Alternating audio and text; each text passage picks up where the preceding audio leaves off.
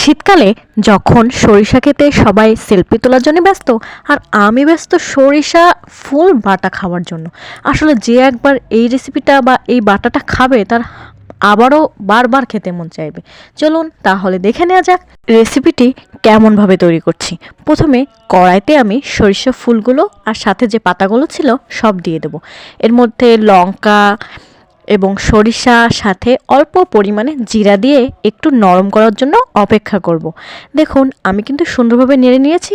এবার অল্প একটু পরিমাণে হলুদ এবং সাথে অল্প পরিমাণ মতো লবণ দিয়ে দেবো, দিয়ে একটু সুন্দরভাবে নেড়ে চেড়ে নেব।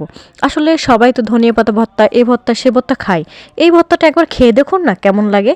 দেখুন আমি এবার নামিয়ে নিয়েছি। পাটার পরে দুটো রসুন আর একটা লঙ্কা দিয়ে ভালোভাবে এটাকে সুন্দরভাবে বেটে নিয়েছি।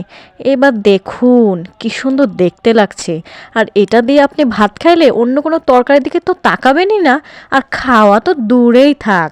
আর যদি চিতই পিঠা হয় তাহলে তোর কোনো কথাই নেই। দেখুন চিতই পিঠার সাথে ধনিয়া পাতা ভর্তা আর এই সরিষা ফুল ভর্তা একসঙ্গে যদি খাওয়া যায় তাহলে কেমন হবে আপনারাই বলুন তো।